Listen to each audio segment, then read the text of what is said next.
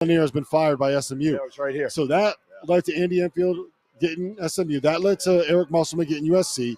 Cal leaves for Arkansas. Mark Pope leaves for Kentucky. And Kevin Young gets hired by BYU. All three of those programs are in the Sweet 16 with a brand new head coach because of that carousel right there. Let's bottom line this before we go to break on the SEC. Florida, we'll get to. Arkansas, Tennessee, Ole Miss. Let's do Florida right now. Are you worried about that performance? Because look, we know how good they are. They made big plays down the stretch, and Walter Clayton did what he had to do. He hit the biggest late shot in that of the game. He hit the biggest shot of the day.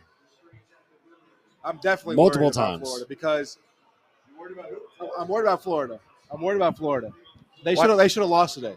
UConn played out of their minds for that was their best 37 minutes. They played great basketball, probably the best they played. You've seen every game this year. Is that as good as UConn has played all season? What in the world is he doing? What's he got? Why is everybody putting What's on he got random here? shirts? What are you going to put on?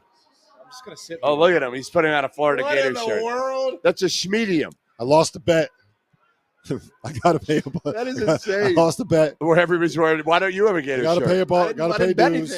I had to put a Gator shirt on. I lost the bet. I just had the second half Had to put a Gator shirt on. No, look, UConn showed up and played a way that I wish we saw them play for a number of games the rest of the season, right? I wish that we saw that effort in Seton Hall. I wish we saw that effort second half against St. John's at home.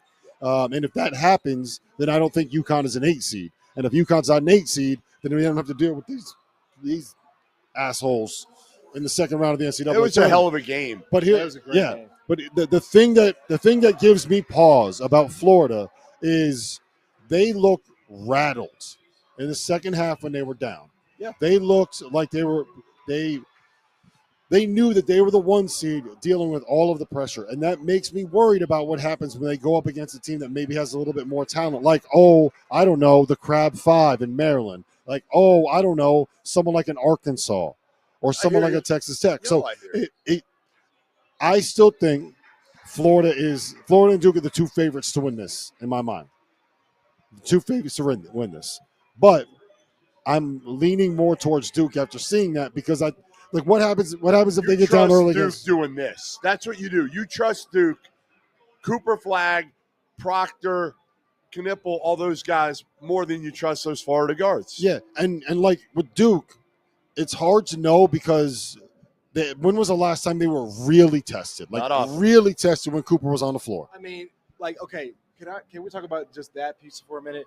The fact that Duke hasn't been tested is a testament to how freaking good they are. Or how weak the league is. It's possible. But in a way, nobody ever tests them. It's also how weak the ACC was. Combination. Okay, we're past that, though, dude. It's March. The tournament started. We're on to the Sweet 16 now. We're not really past that, though, are we? Yeah, we are. We're in the Sweet 16. I mean,